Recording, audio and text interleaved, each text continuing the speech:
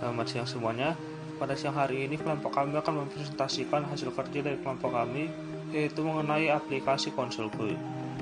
Kelompok kami terdiri atas 5 orang anggota, yaitu ada Rabia Adawiyah, Natalia Romario Purba, Benedikta Pascasila, Yohanes Christian, dan yang terakhir ada Mikael Bintang Timanta Sitepu. Dalam proses pengerjaan proyek ini, kelompok kami melalui 5 tahap, yaitu yang pertama ada tahap empathize, lalu define, ideate, prototype, dan yang terakhir yaitu tahap tes. Tahap pertama adalah empathize. Empathize adalah pencarian masalah yang ada di lingkungan sekitar yang dilakukan dengan melakukan observasi, wawancara, dan lain sebagainya. Di sini kelompok kami mengambil masalah yang sedang booming di Indonesia dan di dunia, yaitu masalah virus corona. Virus corona ini telah merugikan dalam berbagai bidang perekonomian, pendidikan, dan bidang psikologis. Karena kelompok kami merasa kesusahan dalam mencari jalan keluar untuk menyelesaikan masalah di bidang ekonomi dan pendidikan, maka kelompok kami memutuskan untuk langsung menjurus kepada masalah psikologis. Untuk melihat seberapa pentingnya peran psikolog dalam menyelesaikan masalah psikologis, maka kelompok kami menyebarkan Google Form. Google Form ini terdiri dari 5 pertanyaan dan mendapat respon sebanyak 50 orang.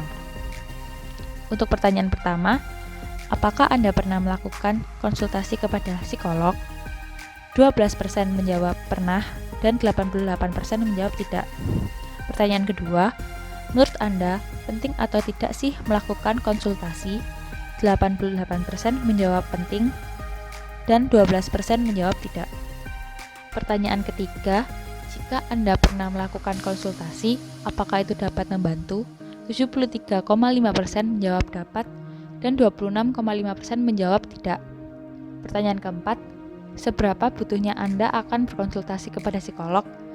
Dari range 1-5, sebagian besar menjawab range 3, disusul oleh 4, disusul oleh 2, 5, dan yang terakhir 1. Pertanyaan terakhir, jika ada layanan aplikasi untuk berkonsultasi, fitur-fitur apa saja yang dibutuhkan? 30% menjawab hubungan langsung dengan psikolog, 31% menjawab materi dengan psikolog, 31% menjawab telepon dengan psikolog, dan 8% menjawab lainnya. Tahap selanjutnya adalah tahap define. Dari masalah yang telah kelompok kami dapatkan pada tahap empathize, kami menganalisis bahwa banyak mahasiswa ataupun masyarakat umum yang memiliki masalah dengan kondisi psikisnya karena berbagai alasan. Bisa karena masalah ekonomi, rumah tangga, kepribadian, pekerjaan, dan lain-lain. Permasalahan tersebut nantinya dapat mengganggu kondisi psikis seseorang hingga ke tahap mereka mengalami depresi, gangguan mental, dan lain-lain. Oleh karena itu, kami mengidentifikasikan masalah psikologi ataupun masalah psikis ini sebagai salah satu masalah yang bisa kami selesaikan dengan berbagai cara dan kiranya dapat membantu banyak orang. Sekarang kita masuk dalam tahap ID. Pada tahap ini, kami melakukan diskusi online dengan membahas permasalahan dari yang dialami oleh mahasiswa atau yang memiliki masalah yang sama. Diskusi kami lakukan melalui chat line, chat WhatsApp, dan panggilan lain. Dari diskusi yang kami lakukan, kami menemukan 2 ide untuk menyelesaikan permasalahan tersebut. Pertama, membuat aplikasi untuk mengetahui lokasi yang memberikan jasa psikolog dan psikiater terdekat serta pengaturan jadwal dengan psikolog langsung. Dan yang kedua, membuat aplikasi yang berfokus pada konsultasi online dan memberikan konten offline mengenai pengetahuan dasar yang berkaitan tentang psikologi. Ganti. Dari kedua ini, keduanya tentu memiliki kekurangan dan kelebihan. Pada ide pertama, memiliki kelebihan pada bertatap muka secara langsung dan memberikan diskusi yang lebih bagus. Tetapi, tidak di semua wilayah tersedia jasa psikolog, dan sering timbulnya rasa takut seseorang jika bertemu langsung dengan psikolog. Sedangkan pada ide kedua, dapat menjangkau semua wilayah tanpa terkecuali karena berbasis online. Namun, untuk menggunakan aplikasi ini, kita harus memiliki internet yang stabil agar diskusi yang dilakukan dapat berjalan dengan lancar. Setelah mengetahui kelebihan dan kekurangan dari kedua aplikasi, kami melakukan diskusi ulang dan akhirnya kami memutuskan memilih aplikasi konsultasi online dan memberi namanya Konsulkut. Penyebab kami memilih untuk membuat aplikasi ini karena aplikasi ini dapat digunakan di mana dan kapan saja, serta dapat mempersingkat waktu dan memperkecil biaya yang dikeluarkan. Tahap prototype.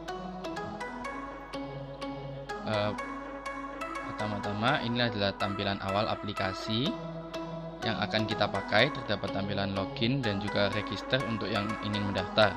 Jadi kita juga bisa mendaftar sebagai psikolog dan juga kita bisa mendaftar sebagai user atau pengguna. Selanjutnya adalah tampilan home, yaitu ada jadwal konseling dan juga daftar psikolog. Jadwal konseling ini adalah jadwal yang sudah kita pesan sebagai user. Selanjutnya adalah tampilan konsultasi. Di sini ada dua pilihan, yaitu konsultasi online atau tatap muka langsung yang bertujuan untuk mewadahi orang yang ingin berkonsultasi tetapi terbatas waktu dan jarak. Sedangkan konsultasi offline bertujuan untuk mewadahi user atau pengguna yang malu untuk bertatap muka.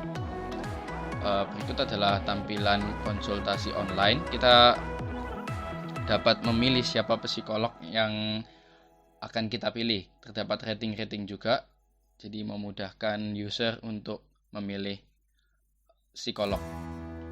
Selanjutnya adalah tampilan offline consultation. Kita bisa memilih kelas yang cocok dengan kebutuhan usernya. Contohnya misalnya user membutuhkan hubungan psikologis dengan pendidikan atau beragam penyakit psikologis dan gejalanya dan lain-lain. Dan selanjutnya seperti biasa ada tampilan akun, nama, saldo akun, jadwal konsultasi, psikolog favorit dan lain-lain. Dan selanjutnya adalah pengaturan tambahan yang lain. Perkenalkan, nama saya Rabia Dewia. Di sini saya akan menjelaskan pada tahap tes di mana kelompok kami mempublikasikan hasil prototipe kami kepada beberapa responden untuk mengetahui respon seperti apa yang kami dapatkan serta kritik dan sarannya. Yang pertama, karena pada aplikasi ini mempunyai fitur kelas offline dan kelas online, mungkin hanya orang-orang yang memiliki ponsel pintar maupun laptop dan memiliki akses internet saja yang dapat mengakses aplikasi tersebut. Lalu, menurut mereka, aplikasi ini dapat berguna untuk orang-orang karena mungkin saja ada orang yang malu, namun dia ingin ke psikolog untuk berbagi ceritanya.